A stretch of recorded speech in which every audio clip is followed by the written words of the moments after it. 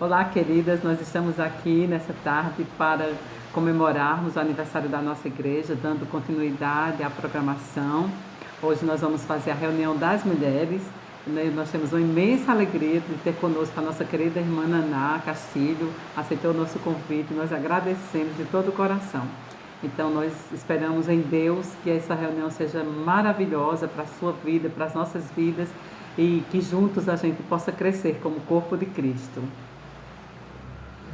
Começamos através desse vídeo a nossa comemoração do aniversário da igreja, nossos 15 anos. Então é com alegria, nós teremos a programação logo mais à noite, também amanhã, pela manhã e à noite também.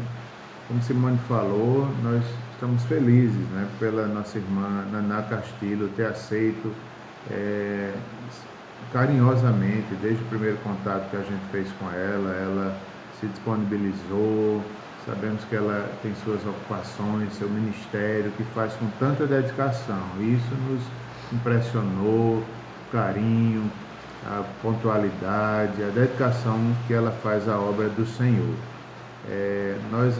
Eu a conheci através de Simone, outras irmãs, outros irmãos da igreja que sempre participam de todos os seus trabalhos, de alguns dos seus trabalhos, e estamos felizes, agradecemos a ela, que seja uma bênção.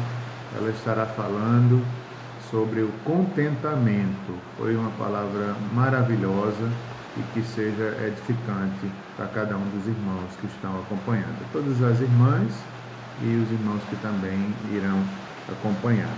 Esse tema contentamento, ela trará durante o estudo uma definição da Nancy Wilson, que é uma profunda satisfação na vontade de Deus. É muito enriquecedor, estamos felizes por essa oportunidade de refletirmos na palavra de Deus. Também quero agradecer a missionária Socorro Teles, que fará os louvores, compartilhou conosco com toda dedicação também, amor pela igreja, ela que é membro da nossa igreja. Deus também abençoe o seu ministério.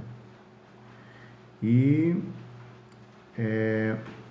a história da nossa igreja, 15 anos, se contarmos desde a fundação. Tantas coisas Deus fez, Deus tem dado crescimento em várias áreas, vários dons.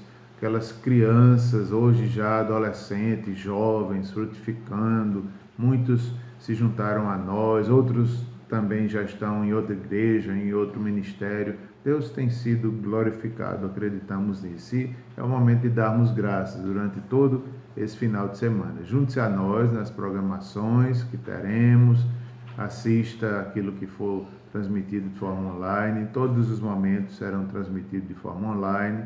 Presencialmente, apenas 60 pessoas poderão participar em cada culto. Há uma lista de presenças. Se você tem interesse, procure saber se ainda há vagas. E eu quero apenas ler um salmo, ler um salmo 66, verso de 1 a 5, que fala sobre ofertas de gratidão. Esse salmo expressa também, de certa forma, tudo que nós estaremos celebrando nesses 2 dias. Então diz assim: aclamai a Deus toda a terra, salmodiai a glória do seu nome, dai glória ao seu louvor. Dizei a Deus, que tremendos são os teus feitos, pela grandeza do teu poder. A ti se mostram submissos os teus inimigos. Prostra-se toda a terra perante ti, canta salmos a ti, salmodiai o teu nome, vinde e vede as obras de Deus, tremendos feitos para com os filhos dos homens. Então, esse salmo, o povo de Deus cantava, e hoje, através dele, eu quero expressar que nós podemos ter o mesmo reconhecimento, a mesma gratidão, a mesma admiração que Deus também está fazendo em nosso meio. E por isso nós podemos aqui imitar o salmista. Nós podemos nesses dias aclamar ao Senhor. Ele é Deus de toda a terra, também é o Deus nosso da Igreja Presbiteriana do Catolé. Amamos sua palavra, fazemos parte do seu corpo, então podemos aclamar ao Senhor ele usa outro salmo aqui, salmodiai a glória do seu nome. Então vamos fazer isso, cantar louvores, salmodiar a glória do Senhor. É o que nos interessa, o seu nome, que ele seja conhecido, anunciado através da nossa igreja, através de cada um de nós. Dizei a Deus, que tremendos são teus feitos. Vamos fazer isso também, através dos nossos cultos. Nós vamos dizer a Deus, obrigado. Nós vamos dizer quão tremendos são os teus feitos em nosso meio. Pela grandeza do teu poder. É o poder de Deus que sustenta qualquer igreja. Sem esse poder, nós não podemos fazer nada. Somos dependentes dele. Somos ligados a Cristo, ligados ao poder de Deus. Verso 4 também fala em prostrar-se toda a terra perante ti. Vamos nos prostrar, vamos agradecer, vamos ser submissos, vamos ter contentamento em Deus, demonstrar nossa fé, nossa confiança, prostrando-nos. E o verso 5 também tem outra expressão, vinde e vede as obras de Deus, tremendos feitos. Vamos ver, que Deus nos dê olhos para vermos os feitos dele e a sua bondade. Cada um de nós sejamos abençoados em toda essa programação e agora na sequência do vídeo também. Deus abençoe, toda honra, todo louvor, toda glória somente a Deus. Amém. Meus queridos, essa canção, ela fala de gratidão. E alguém já disse que a gratidão é a memória do coração. E nós precisamos ser gratos ao nosso Deus. E se nós observarmos e olharmos, né, quantas coisas lindas, preciosas, quantos benefícios Deus tem feito nas nossas vidas, em toda a nossa trajetória até aqui, nós certamente teremos um coração grato. Basta fazer esse exercício, né? Exercício de estar trazendo à memória os feitos do Senhor e a gente vai perceber quão grandes coisas Ele já fez. Que Ele nos ajude e nos ensine cada dia mais a sermos gratos. Não tenho palavras para agradecer tua bondade. Dia após dia me cercas com fidelidade. Nunca me deixes esquecer que tudo que tenho,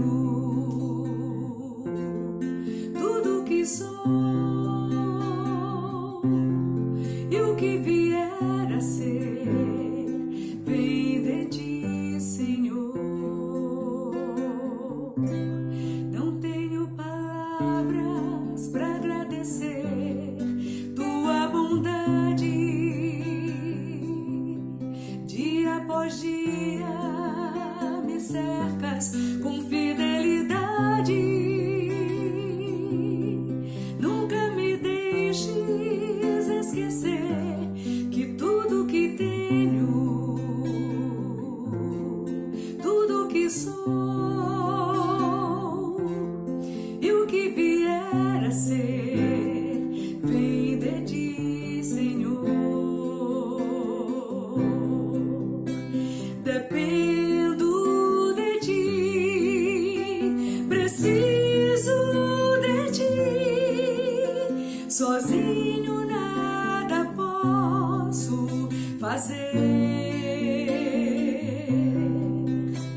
Descanso em ti, espero em ti, sozinho nada posso fazer. Nunca me deixes esquecer que tudo que tenho, tudo que sou e o que vier a ser, vem de ti, Senhor.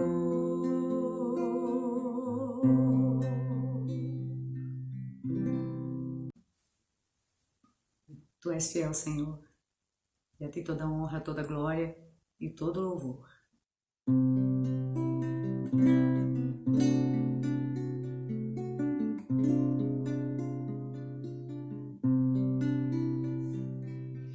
Tu és fiel. celeste, teus filhos sabem que não falharás, nunca mudaste, tu nunca faltaste, tal como eras, tu sempre serás. Tu és fiel, Senhor, tu és fiel, Senhor, dia após dia, com bênção sem fim. Tua mercê nos sustenta e nos guarda. Tu és fiel, Senhor, fiel assim. Flores e frutos, montanhas e mares, sol, lua, estrelas brilhando no céu, tudo criaste na terra e nos ares, para louvar-te, Senhor, que és fiel. Tu és fiel, Senhor, tu és fiel, Senhor, dia após dia, com bênção sem fim. Tua mercê nos sustenta e nos guarda. Tu és fiel, Senhor, fiel assim. Pleno perdão tu dás, que segurança, cada momento me guias, Senhor, e no porvir, oh, que doce esperança, desfrutarei do teu rico favor.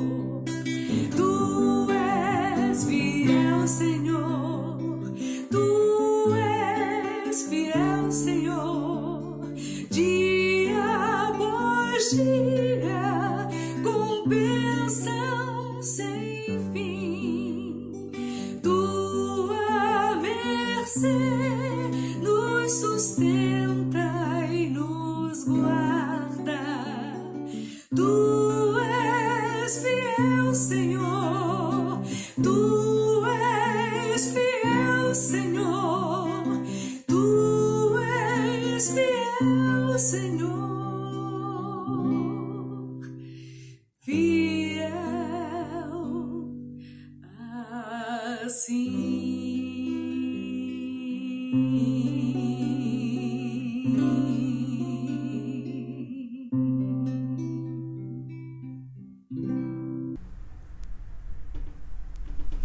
Olá!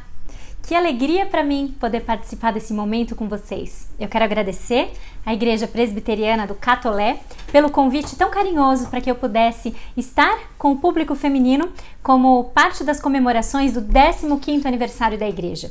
A minha oração é que Deus abençoe ricamente a Igreja e o ministério de vocês, para que seja sempre para a honra e glória do nosso Deus.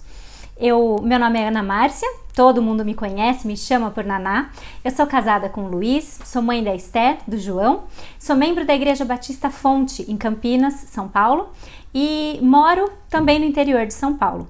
Tenho um ministério voltado para mulheres cristãs de todas as idades, cujo objetivo é edificar e buscar crescer cada vez mais na vida cristã a partir de uma abordagem bíblica. E o meu ministério se chama Filipenses 4:8. Ele está presente aqui no YouTube, também no Instagram, no Spotify e no Facebook. Eu sou enfermeira, como a minha profissão é enfermagem e eu trabalho como professora também na Faculdade de Enfermagem da Unicamp. Quando eu recebi o convite para participar desse momento com vocês, o tema que me deram foi contentamento. Um tema que eu abordei durante essa pandemia pela Covid-19 que a gente vem enfrentando desde o início do ano e que, de certa forma, parece que tem sempre voltado, o assunto contentamento tem frequentemente voltado à tona por conta dos acontecimentos que a gente tem passado. Então, o meu objetivo para esse nosso momento juntas é refletir sobre contentamento e sobre alguns dos seus opostos. Então, vamos lá. Essa semana em que a gente está em celebração por conta do aniversário da igreja e tudo mais, também é uma semana em que, nos Estados Unidos principalmente, mas essa tradição tem vindo cada vez mais para o nosso país, é uma semana em que a gente comemora o Dia de Ação de Graças. Nós estamos entrando na semana de Ação de Graças, do Dia de Ação de Graças. E isso traz em nós sentimentos bons, sentimentos de alegria, sentimentos de satisfação, de gratidão. Quando a gente pensa no próprio aniversário da Igreja Presbiteriana do Catolé, nós também ficamos felizes. Puxa, 15 anos de um ministério que tem se desenvolvido, que tem frutificado para a honra e glória do nosso Deus. Nós ficamos felizes, ficamos gratos quando sabemos desse tipo de notícia. Mas aí também recebemos notícias tristes. Estamos vivendo um ano de pandemia. Muitas notícias tristes, notícias preocupantes, assustadoras, que nos causam ansiedade têm vindo. E agora, recentemente, a notícia de uma possível segunda onda que já tem avassalado os países da Europa, chegando nos Estados Unidos. Será que essa segunda onda vai vir? Não vai? Enfim. Tudo isso vai mexendo muito com as nossas emoções e a gente vai ficando triste, preocupado, ansioso e depois feliz de novo, coisas boas, coisas difíceis, notícias boas, notícias tristes. Fato é que nós somos naturalmente inclinadas a permitir que as circunstâncias determinem as nossas emoções. A gente fica bem se tudo está bem. Nós ficamos tranquilas quando o salário cai na conta, quando o exame que fizemos para verificar a presença de alguma doença dá negativo, e não o contrário. Isso não é de hoje. É difícil para nós viver contente independente do que acontece. As nossas circunstâncias têm determinado as nossas emoções. A gente vive numa era de descontentamento. O nosso mundo é um mundo onde tudo muda muito rápido. Emprego, casa, cidade, salário, tantas e tantas vezes, até de marido. As estatísticas têm mostrado de forma assombrosa o quanto a sociedade tem trocado de cônjuge com cada vez mais frequência. A gente é tentada, inclusive, a culpar a cultura por tudo isso, ou o desenvolvimento da tecnologia, como queira. Mas tem ficado e deve ficar cada vez mais claro para nós cristãs que a raiz do problema é um coração pecaminoso ou um coração descontente. O nosso coração, além de um coração descontente, pecaminoso, é uma fábrica de ídolos, já dizia João Calvino. E sabendo disso, o mundo também provoca descontentamento em nós. Redes sociais, as viagens que os outros fazem ou faziam e você não faz. Os maridos românticos que as outras mulheres têm e você não tem. As casas impecáveis que as suas amigas têm e você não. As propagandas, elas são muito astutas em nos mostrar que a gente vai estar incompleta ou insatisfeita se a gente não tiver aquele produto, aquela marca, aquele carro, fizer aquela viagem. E assim vamos, comparando aquilo que nós temos, o que nós não temos e crescendo em um descontentamento e insatisfação. Uma jornada perigosa, uma jornada que não cabe às filhas de Deus. Existe alguém na Bíblia, chamado Paulo, o apóstolo, que viveu de forma diferente e que nos ensina que existe uma forma de viver diferente, de viver contra essa cultura de descontentamento que o mundo tem nos provocado e nos incentivado a viver.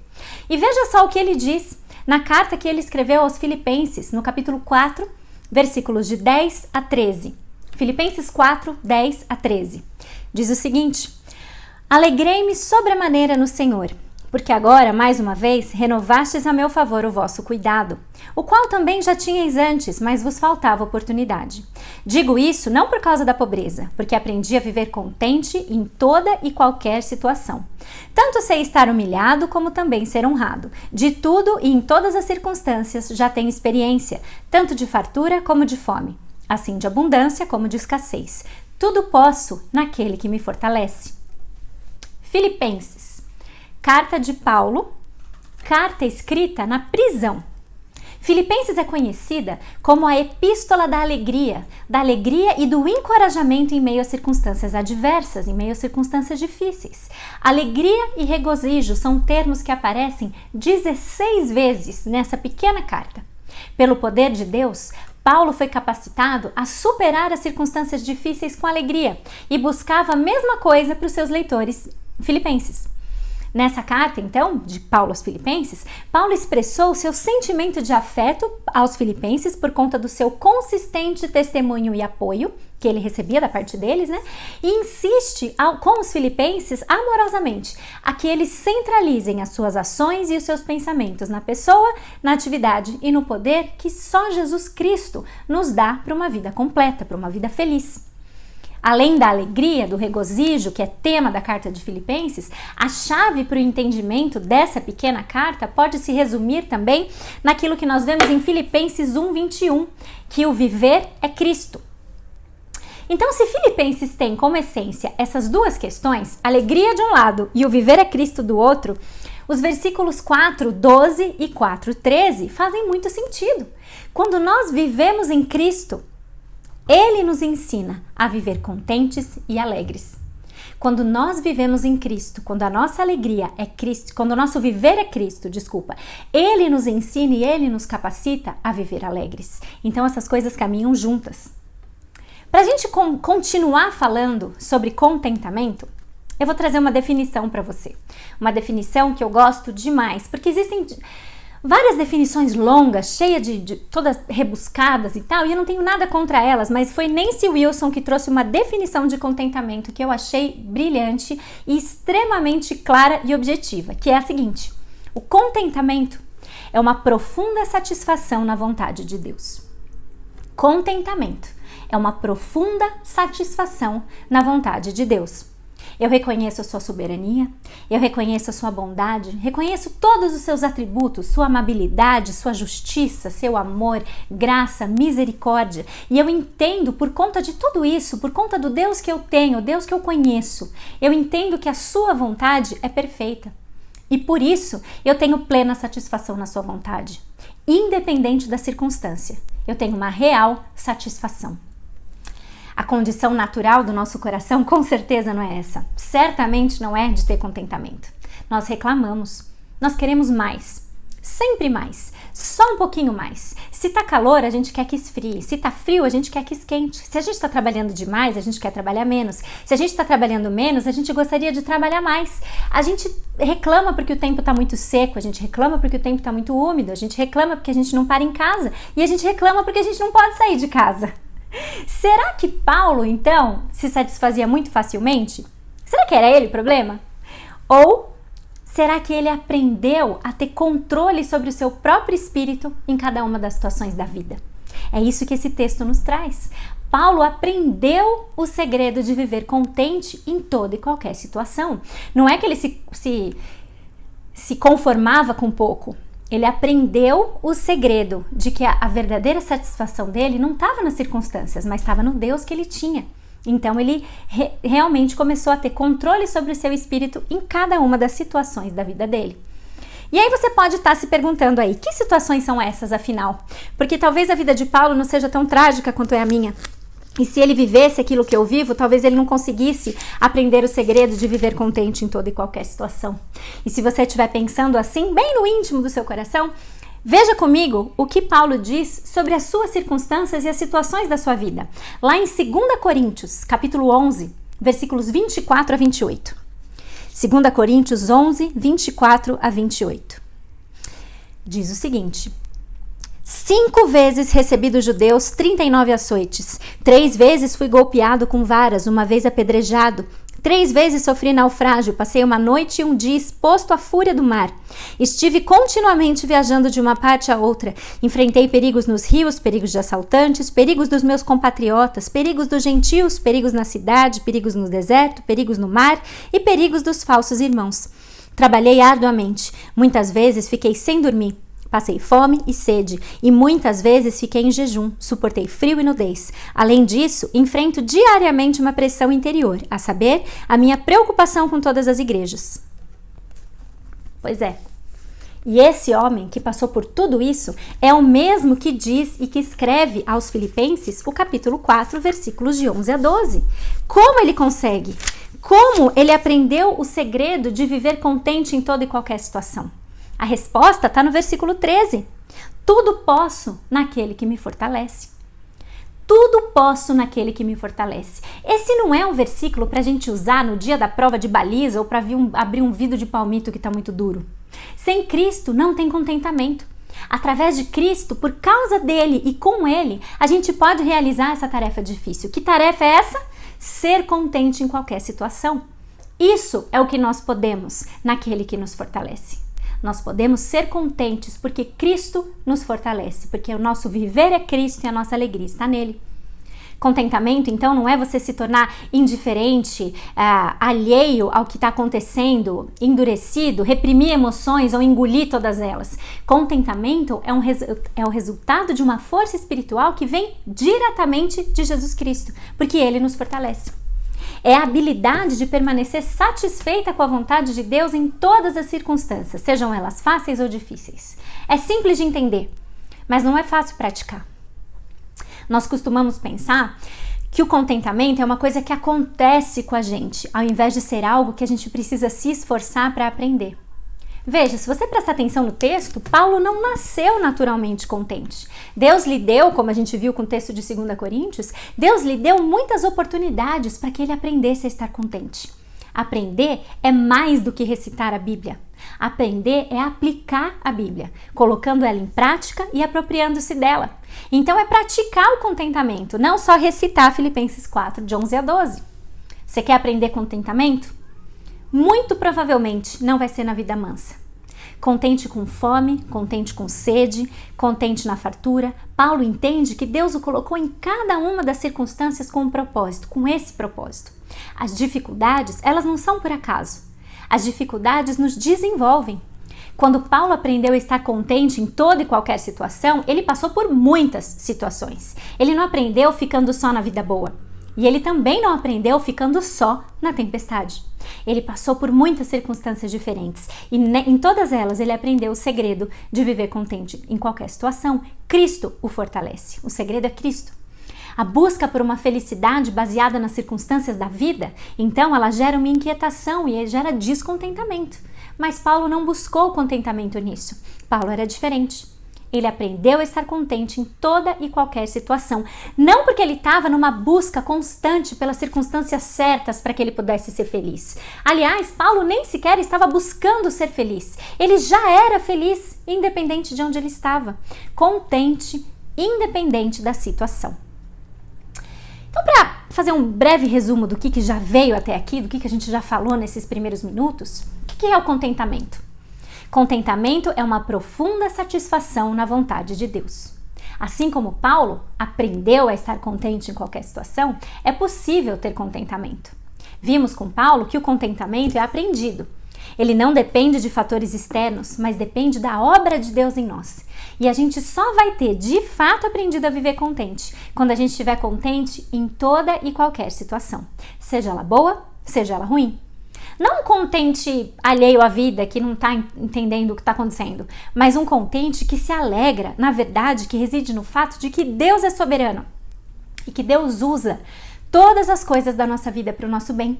E que, como disse Charles Spurgeon, uma das minhas citações favoritas dele, se houvesse qualquer outra circunstância em que eu pudesse estar, que fosse melhor para mim do que aquela que eu estou hoje, Deus certamente já teria me colocado nela, porque Deus é soberano. Eu vou ler de novo essa frase para você guardar no seu coração. Se houvesse qualquer outra circunstância em que eu pudesse estar, que fosse melhor para mim do que aquela que eu estou hoje, Deus certamente já teria me colocado nela.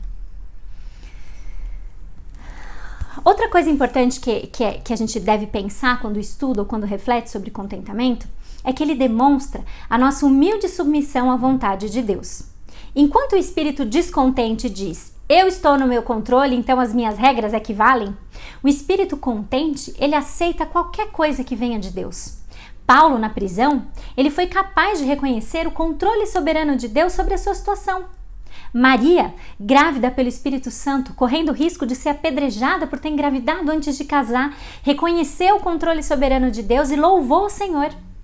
José, preso, José da história do Egito, José, preso, maltratado ao longo de 100 anos por conta dos seus irmãos invejosos, ao longo de anos, desculpa, não de 100 anos, ao longo de muitos anos por conta dos seus irmãos invejosos, depois de muito tempo foi capaz de dizer que Deus tornou o mal em bem. Leia essa história em Gênesis.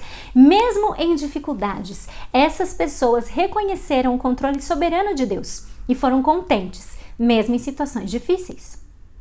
Uma outra coisa importante de pensar sobre o espírito contente, ou sobre contentamento, é que o espírito contente é um espírito que adora.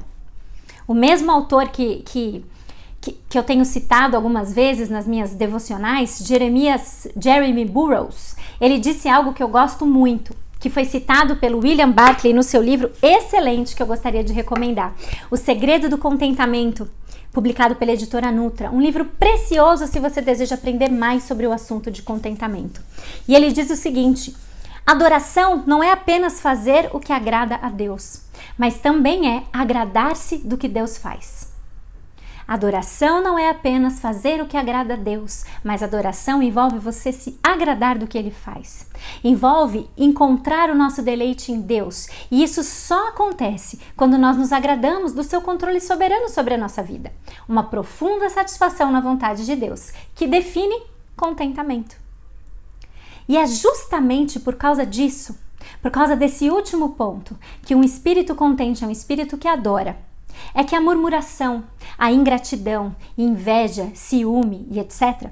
são tão perigosos para o cristão. Então nós vamos falar um pouco sobre isso agora, começando pela murmuração.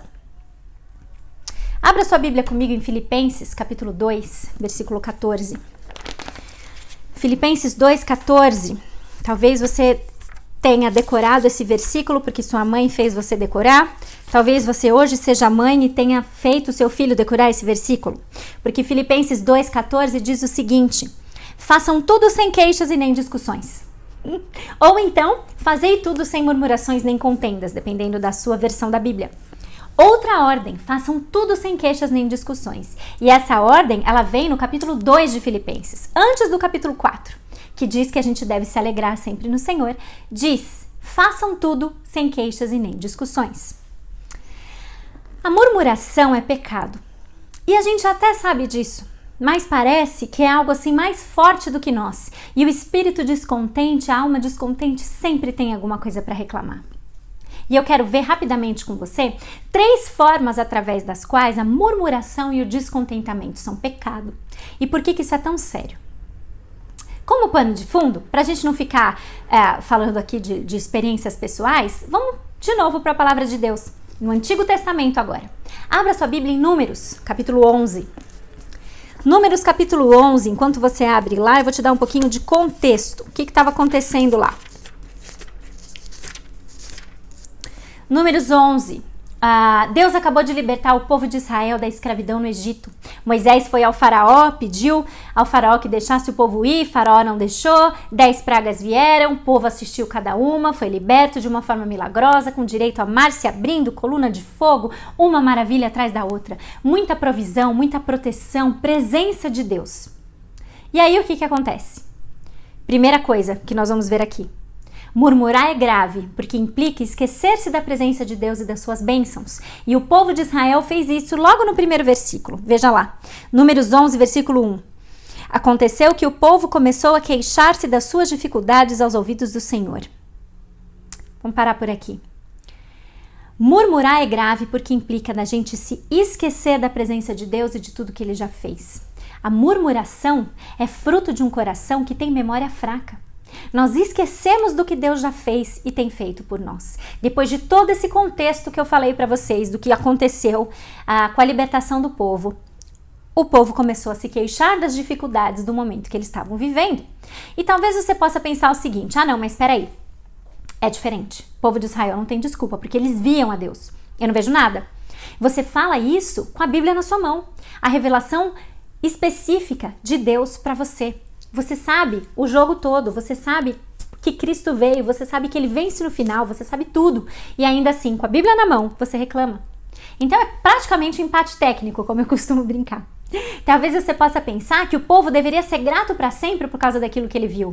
Mas se você conhece a história, você sabe que não é bem assim. Aliás, não é assim com eles e também não é assim com a gente. Mesmo com a Bíblia na mão, mesmo sabendo tudo que Deus fez e aquilo que Ele prometeu que fará por nós, a gente ainda reclama. Vamos seguir aqui em Números 11, versículos de 4 a 6, diz o seguinte: um bando de estrangeiros que havia no meio deles encheu-se de gula, e até os próprios israelitas tornaram a queixar-se e diziam: ah, se tivéssemos carne para comer! Nós nos lembramos dos peixes que comíamos de graça no Egito, e também dos pepinos, das melancias, dos alhos porós, das cebolas e dos alhos, mas agora perdemos o apetite e nunca vemos nada a não ser este maná. Segundo ponto do descontentamento, bem aqui nesse trecho. Quando nós murmuramos, normalmente a gente se lembra do passado de uma forma exageradamente positiva. Peixes no Egito, de graça. Pepino, melão, alho, cebola, eles eram escravos. Eles não tinham direito a nada disso. E nós somos iguaizinhos ao povo do Egito. A gente exagera as memórias do passado quando a gente está descontente com o presente. A gente tem saudade do emprego que nós oramos por anos para sair. Nós esquecemos do que Deus fez e a gente inventa um passado que não era bem assim. E aí o nosso descontentamento, então, nos faz murmurar, pintando um retrato colorido dos bons e velhos tempos que nos leva, inclusive, a não reconhecer que Deus nos colocou onde a gente está agora e que Ele tem um propósito bom para isso. Então, terceiro ponto, a murmuração está ligada com a nossa incredulidade. Quando eu reclamo, eu não estou só questionando a providência de Deus, eu estou questionando a provisão de Deus. Eu não creio que Deus está no controle. Eu digo que sim, mas quando eu murmuro, na verdade eu não creio que Ele está no controle. Eu questiono a capacidade que Deus tem de cumprir suas promessas e, no fundo, isso é falta de fé, é incredulidade. Como a gente pode duvidar se a gente conhece o nosso Deus e desenvolve um conhecimento profundo de quem Ele é, dos seus atributos? Como a gente pode duvidar do que o seu cuidado por nós é bom e do que o seu plano é o melhor? O nosso descontentamento, expresso frequentemente por murmuração, questiona a soberania de Deus, mostra o nosso fracasso em nos submetermos ao seu senhorio e merece, por isso, juízo divino, ou seja, murmuração é pecado. E não é só um pecado em si, como também é a origem de muitos dos nossos pecados. Um espírito cobiçoso é um espírito descontente, porque ele deseja o que não tem. O invejoso, porque ele não tem, ele se ressente daquele que tem. O ingrato não reconhece o que tem. O insatisfeito acha que merece além do que ele tem. Por isso é tão importante que a gente treine o nosso coração e que a gente aprenda a estar contente, a ter uma profunda satisfação na vontade de Deus, naquilo que Deus nos dá. Então, se por um lado o contentamento revela a graça de Deus no nosso coração, à medida que a gente vai se deleitando verdadeiramente na sua vontade, a murmuração e o descontentamento, por outro lado, revelam uma alma perturbada, uma alma inquieta. Só que com frequência a gente não leva isso muito a sério. E a gente tem a tendência de jogar a responsabilidade nos outros quando a gente sente que as coisas não estão indo do nosso jeito. A gente coloca a culpa nos outros. A culpa do meu casamento não tá perfeito é do marido, a culpa do emprego não tá bom é do chefe, a culpa é da esposa, a culpa é dos filhos, a culpa é de todo mundo, menos da gente. A gente, no fundo, acredita que a gente seria muito bom se não fossem os outros. Só que lá em Filipenses, a gente vai se lembrar da ordem do capítulo 2, versículo 14. E a gente vai ver que a gente tem que fazer tudo sem murmuração nem contendas. O contentamento, que inclui essa satisfação na vontade de Deus, implica na gente fazer tudo sem reclamar, da gente fazer tudo sem queixas, porque a gente reconhece que Deus está no controle. E aí é bom a gente também refletir um pouco no que não significa murmurar.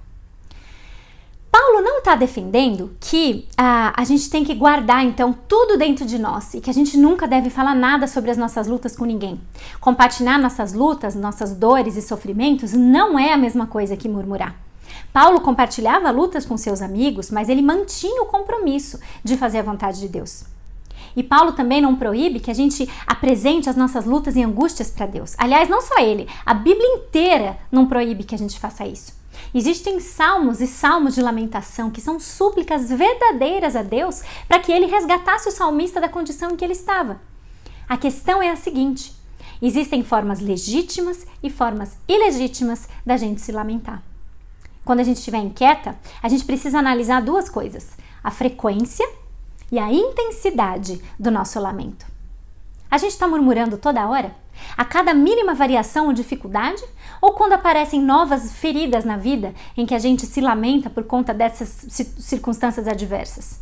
A gente lamenta a Deus quando a gente apresenta os nossos lamentos a Deus. A gente faz isso de uma forma sincera e confiante? Ou ela tem expressado uma desordem no nosso coração?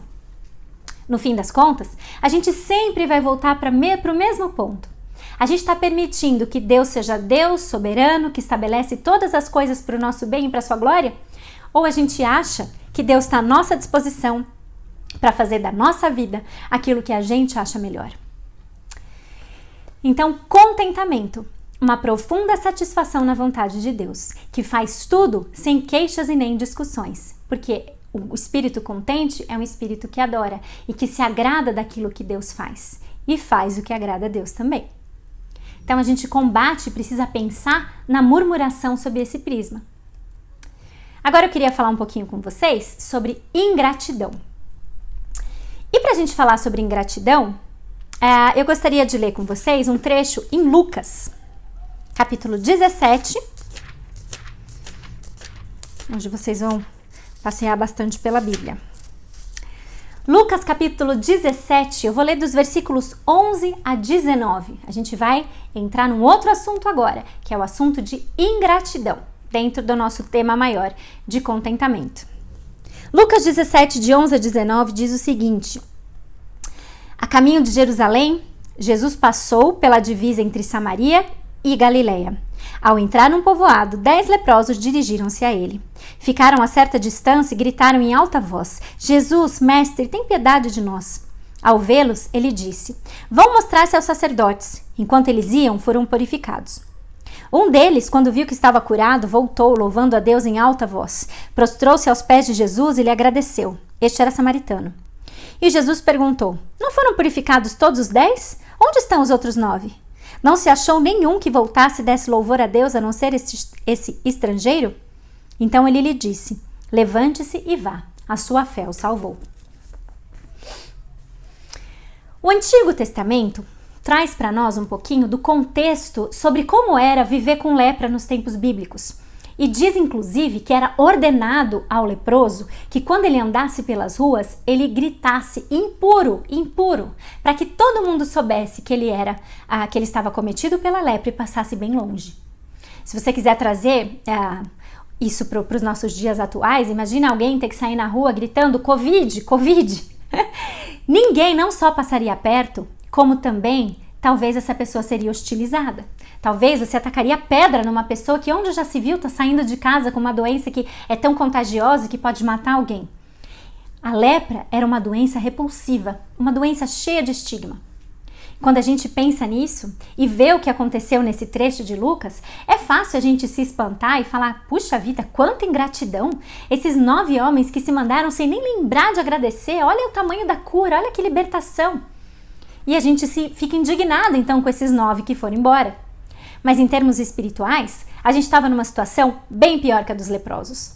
Nós estávamos espiritualmente mortos. Éramos escravas do pecado, expostas e sujeitas à ira de Deus. Mas Deus, no seu grande amor e na sua grande misericórdia, enviou Jesus, que interrompeu o nosso julgamento e disse: eu vou pagar por isso. Ele pagou o preço no nosso lugar. Deus perdoou os nossos pecados por meio do sacrifício de Jesus na cruz e nos deu vida eterna em Cristo. Então assim, em Cristo, nós ganhamos vida abundante, vida eterna com Deus. Isso é muito, muito maior do que a cura da lepra. Mas quantas vezes nós agradecemos a Deus pela nossa salvação? Quantas vezes nós verdadeiramente agradecemos a Deus por isso, por termos sido resgatada das trevas, da morte certa? Talvez a gente até agradeça naquela oração meio padrão, mas de coração, nós temos agradecido a Deus por isso? De coração? Quando a gente olha para a nossa vida, para quem Deus é, para quem nós somos e para quem nós somos em Cristo, a verdade é que a nossa vida deveria ser continuamente permeada de gratidão. Tudo que nós temos, tudo que nós somos vem de Deus. Ele é a origem de tudo, Ele é o Criador de todas as coisas. Não há nada que a gente possua que não tenha vindo dEle. Nossos talentos, aptidões, habilidades, tudo isso foi dado por Ele. Talvez você tenha estudado bastante, dado um duro danado para conseguir sua formação, mas de onde veio a capacidade intelectual e o talento que você tem? Vem de Deus. Ele criou você com uma aptidão natural e depois, na sua providência, te conduziu de forma que você tivesse condição de desenvolver isso ao máximo. Tudo vem de Deus. E isso é tão sério que a gente precisa se lembrar do aviso que Deus deu lá para os israelitas em Deuteronômio, capítulo 8, versículos de 11 a 18. E eu vou ler mais esse trecho com vocês.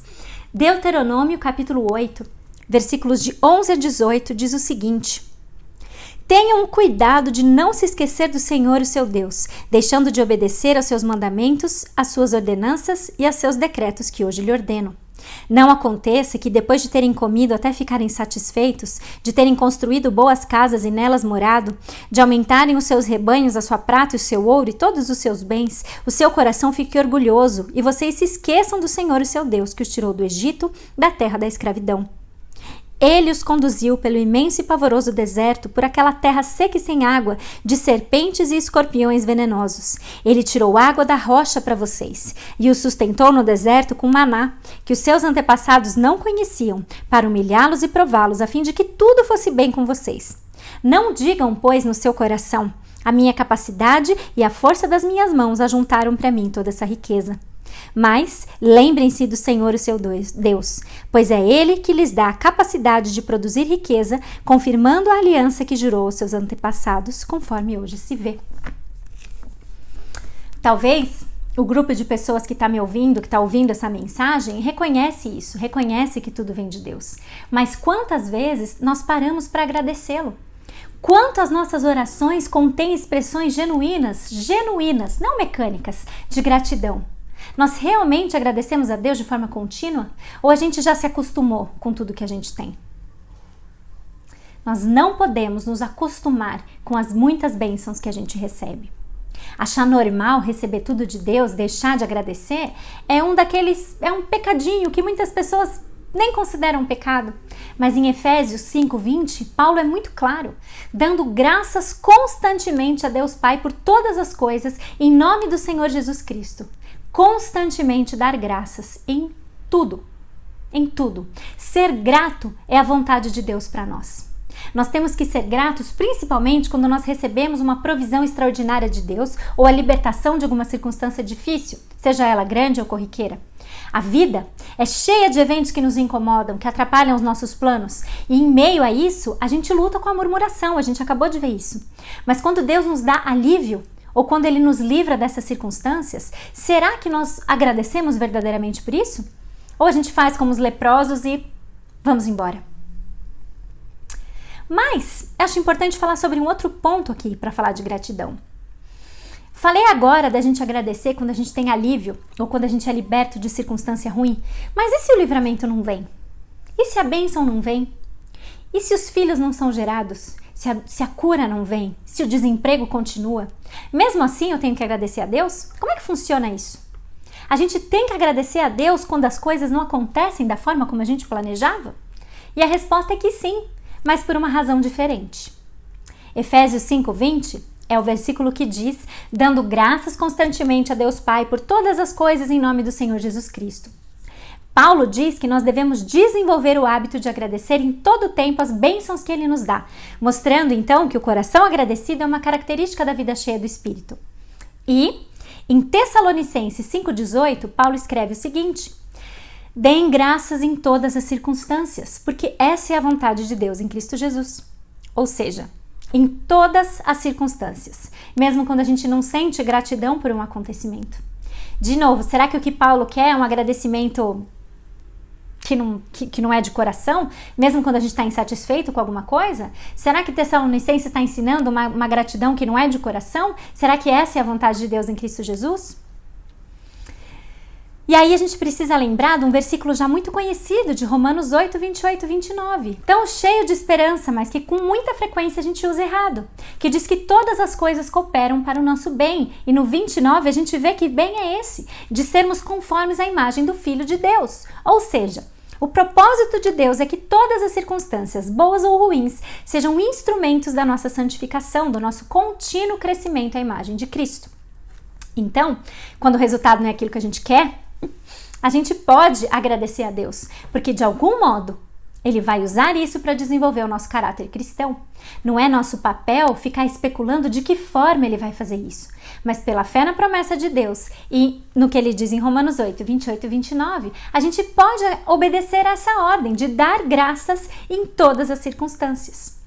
E a outra coisa é ter a certeza que mesmo no turbilhão das dificuldades, a gente está sempre acolhida pelo amor de Deus, do qual nada pode nos separar. Dar graças em meio a situações difíceis sempre é um resultado da nossa fé nas promessas de Deus. Se eu não as conheço, fica difícil exercer a nossa fé, porque o coração não pode amar e não pode se deleitar naquilo que a sua mente não conhece. E é por isso que a gente precisa, para desenvolver, para aprender a estar contente, a ter uma profunda satisfação na vontade de Deus, a gente precisa conhecer a palavra de Deus, conhecer a vontade de Deus para nós. Porque aí eu conheço o Deus que eu tenho, eu me deleito nesse Deus maravilhoso que eu tenho, me descanso na certeza que eu vejo na sua palavra que nada me separa desse amor. E isso me ajuda a combater a ingratidão, a combater a murmuração. Vamos criar o hábito de dar graças continuamente. Essa semana é uma semana ótima para a gente testar, para a gente iniciar ou se aprofundar nisso. Dar graças continuamente, fazer eventos que nos façam lembrar das coisas e das bênçãos, das circunstâncias que Deus tem permitido na nossa vida pela sua maravilhosa providência. Sejamos gratas pela nossa salvação, pelas oportunidades de crescer espiritualmente, de crescer no ministério, agradecer por tudo aquilo que nós temos. E aí, quando a situação sair do prumo e as coisas não acontecerem exatamente da forma como a gente planejou, a gente deve agradecer pela fé num Deus que sabe o que está fazendo, pelo que Ele está fazendo nessas circunstâncias a fim de nos deixar mais parecidas com seu Filho. Então, Efésios 5:20 e 1 Tessalonicenses 5:18, eles são dois versículos parecidos, mas eles têm focos diferentes. A gente deveria, então, guardar esses versículos no coração e pedir a Deus que Ele nos ajude a combater a ingratidão, expressando gratidão continuamente, quer as coisas estejam indo bem ou não. Descansar na vontade de Deus. Ele tem um plano, Ele sabe melhor. Com frequência, quando a gente é exposta à palavra de Deus e a gente enxerga o nosso coração, a gente fica desanimado. E eu não quero desanimar você. Não quero te desanimar. Eu gostaria de encorajar você a se lembrar do Evangelho. Porque embora a sua obediência seja torta, que a gente peca tanto murmurando e a gente peca com ingratidão, nosso coração, quando a gente é exposta a isso, eu não quero que isso te desanime. Porque embora a nossa obediência seja torta, a obediência de Cristo foi perfeita e foi completa. E Deus não só perdoou os seus pecados e os meus, como também creditou a nós a obediência infalível de Jesus. Está pago. Jesus já fez a obra por nós. E Deus quer trabalhar em mim e em você, trazendo à luz essas questões, muitas vezes corriqueiras, que a gente parece que não quer ou não precisa melhorar, mas Ele quer expor isso à luz para que a gente possa cada vez mais nos tornar a imagem do nosso Pai e nos tornar mais parecido com Cristo. Então, que Ele nos ajude a encontrar uma profunda satisfação na sua vontade e que isso resulte numa vida livre de ingratidão, que dá graças a Deus por tudo. E agora, para terminar os nossos minutinhos aqui, eu gostaria de falar sobre uma última coisa, sobre inveja e ciúmes. Já definimos contentamento, já entendemos a necessidade de aprender, já vimos o oposto do contentamento como a murmuração e o descontentamento, vimos a ingratidão e vamos falar sobre inveja e ciúmes. Outros ladrões certos e sutis do contentamento. Um outro livro que eu gosto bastante, que eu quero indicar para vocês, é esse daqui, Pecados Intocáveis, escrito pelo Jerry Bridges, publicado pela editora Vida Nova. Esse livro dá uma definição, nesse livro aqui, o Jerry Bridges dá uma definição bem interessante para a inveja. Ele define a inveja como sendo uma percepção dolorosa e muitas vezes cheia de ressentimento de que alguém está usufruindo de algum privilégio. Às vezes a gente quer esse privilégio, que nos leva também ao pecado da cobiça, e a gente acaba ressentido com a pessoa que tem aquilo que a gente não tem. Mas a gente não inveja qualquer pessoa. Normalmente, Jerry Bridges coloca isso no livro, eu achei bem interessante. Nós invejamos as pessoas com quem a gente mais se identifica. E também a gente é propenso a invejá-las nas coisas que a gente mais valoriza. Eu achei isso bem interessante mesmo. Pega um jogador de futebol, por exemplo. Um jogador de futebol iniciante, ele não tem inveja de um Messi da vida. Porque o Messi está muito além do que ele é e provavelmente vai ser. O Messi está em outro patamar, mas ele tem inveja do colega do time que marcou um gol a mais que ele. Você não tem inveja das casas de celebridades que você vê por aí, mas quando a sua amiga ou alguém próximo de você se muda para uma casa nova mais bonita que a sua, você se ressente disso. A gente é tentado a invejar amigos que têm coisas que a gente não tem. As causas da inveja, elas são infinitas, mas o ponto é o seguinte: sempre que a gente se compara com alguém numa situação melhor do que a nossa, a tentação de invejar é certa. E a capacidade de ficar satisfeito com a vontade de Deus para nós é colocada em xeque. Contentamento é colocado em xeque. Talvez a gente nem queira aquilo que os nossos vizinhos têm. A gente simplesmente inveja porque eles têm algo que a gente não tem. E aí, quando a gente é tentado a ter inveja de alguém, é bom a gente se lembrar que a inveja, embora se pareça um pecado bobinho, insignificante também, faz parte dos pecados odiosos que Paulo relaciona lá em Romanos 1:29 e Gálatas 5:21 como obra da carne. E o ciúme é a mesma coisa. Embora o ciúme e inveja possam ser usados de uma forma sinônima, existe uma diferença. Ciúme normalmente é definido como uma intolerância com os concorrentes. O ciúme pecaminoso, ele acontece quando a gente tem medo que alguém se torne igual ou até mesmo superior a nós. É desse ciúme que a gente vai falar. E não daquele legítimo, como alguém tentando roubar seu marido de você. O ciúme pecaminoso, ele é retratado na Bíblia em diversas passagens. Mas a gente pode destacar o ciúme perverso que o rei Saul tinha de Davi. Depois que Davi matou Golias, as mulheres de Israel cantaram o seguinte, 1 Samuel 18:7. Saul feriu milhares, mas Davi 10 milhares. As mulheres também não ajudaram muito, com essa música.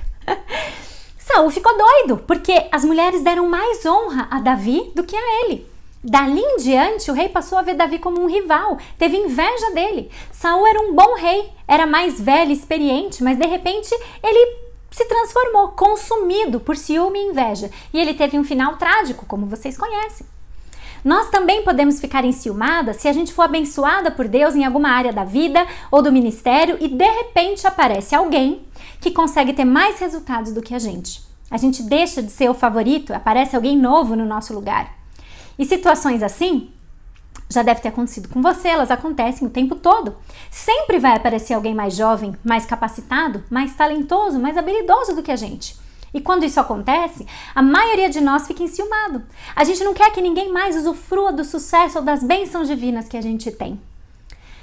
Como lidar, então, com esse ladrão também de contentamento? Como lidar com a inveja e com o ciúme? São tentações reais que a gente experimenta em graus diferentes em muitos momentos da nossa vida. E, em primeiro lugar, caminhando já para o fim da nossa reflexão, novamente, não vai ser nenhuma novidade aqui. O que a gente precisa lembrar? A gente precisa lembrar da soberania de Deus. É Deus quem dá. É Ele quem nos concede dons, talentos, habilidades, dons espirituais. A gente não pode invejar, e tem gente que inveja até dom espiritual dos outros. E a gente precisa considerar a soberania de Deus em tudo isso. Deus faz as pessoas com dons e habilidades diferentes.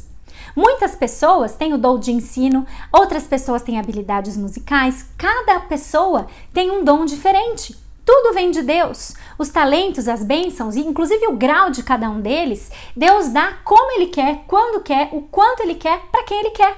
A gente precisa reconhecer que ter inveja e ciúme é tirar Deus da cena ou então acusá-lo de ser injusto. E segundo, uma arma contra inveja e ciúme é lembrar que todos nós somos um só corpo em Cristo e individualmente nós somos membros uns dos outros. Paulo nos incentiva a dar honra aos outros mais do que a si próprios, não desejar aquilo ou se ressentir porque o outro tem algo melhor do que nós temos. E em terceiro, em último, se a gente gastar muita energia com ciúme e inveja, a gente vai perder de vista o que Deus pode fazer em nós e através de nós. Deus tem uma posição e uma tarefa para cada um de nós. Se a gente ficar invejando a do outro, a gente não vai fazer a nossa direito. Se a gente ficar fazendo a do outro, a gente não vai fazer a nossa direito. Se ficarmos presos querendo ter o que ele não nos deu, ainda que sejam coisas que pareçam legítimas, como, sei lá, um dom, por exemplo, como a gente tem falado, a gente vai deixar de fazer aquilo que ele determinou, além do fato de que a gente vai viver descontente, porque a gente não está satisfeito com a vontade dele para nós. Então, para concluir, nesse assunto de inveja e ciúme, o que é importante a gente lembrar? Deus é soberano, é ele quem dá. O quanto dá, para quem dá, o quanto dá, para quem. Tudo é Deus que sabe. Também precisamos nos lembrar que nós somos membros uns dos outros e que a gente não pode perder de vista o que ele pode fazer em nós. Deus tem algo especial para cada um. Então que a gente possa guardar essas verdades no nosso coração e que ele nos ajude a alegrar com os que se alegram genuinamente, chorar com os que choram e buscar desenvolver ao máximo aquilo que ele nos determinou para fazer, seja o que for. Contentamento, uma profunda satisfação na vontade de Deus.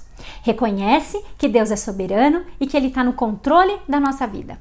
O contentamento combate a murmuração, a ingratidão, inveja e ciúme com um coração que descansa naquilo que Deus tem feito para nos tornar mais parecidas com Cristo. Que essa seja a nossa busca dia após dia. Que a gente busque viver uma vida consagrada, contente, que é vivida não para si mesmo, mas para Deus. Além de consagrada, uma vida morta para o eu, conformada à imagem de Cristo, a imagem de Cristo que se entregou por nós e nos tornou livres para vivermos para Deus e para os outros. E é essa a vida de alegria que está nas entrelinhas na carta de Filipenses. Uma vida abundante, vivida em Cristo, vivida para Cristo e para os outros, deleitando-se no que Ele faz. Amém? Muito obrigada mais uma vez pelo convite.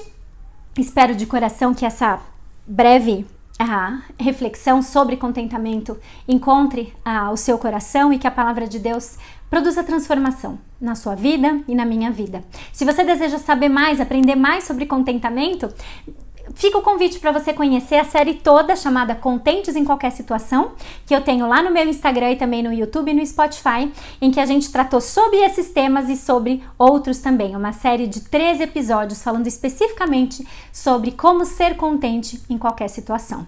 Essas e outras séries devocionais você encontra também lá no meu canal e vai ser um prazer encontrar você por lá, tá bom? Parabéns mais uma vez, Igreja Presbiteriana do Catolé, que vocês tenham ainda muitos e muitos anos frutíferos para a glória do nosso Senhor Jesus. Muito obrigada. Tchau, tchau.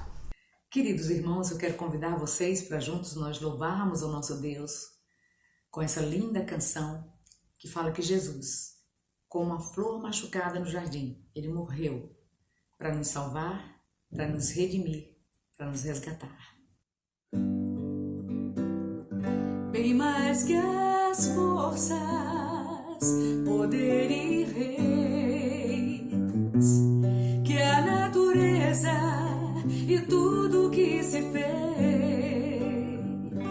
bem mais que tudo criado por tuas mãos, Deus, tu és o início, o meio e fim, bem mais que os mares, bem mais que o sol, que as maravilhas que o mundo conheceu, que as riquezas, tesouros dessa terra, incomparável és pra mim.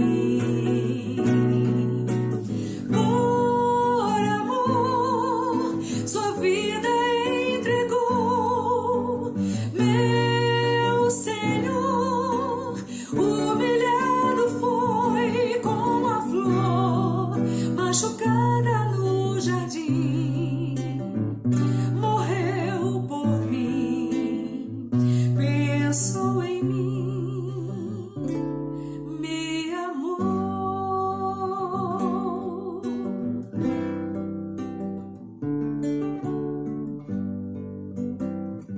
Bem mais que as forças, poder e reis,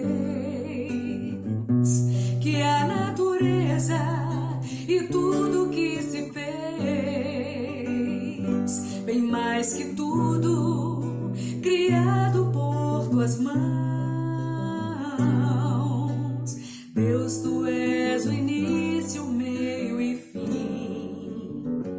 bem mais que os mares, bem mais que o sol, que as maravilhas que o mundo conheceu, que as riquezas, tesouros dessa terra, incomparável és pra mim.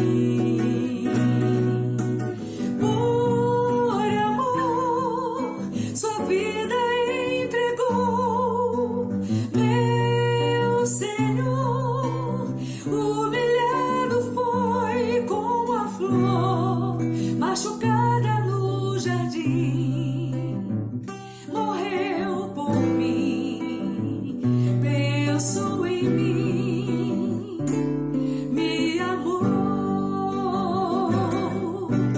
Por amor, sua vida entregou, meu Senhor, humilhado foi como a flor, machucada no jardim, morreu por mim, pensou em mim, me amou como a flor, machucada no jardim.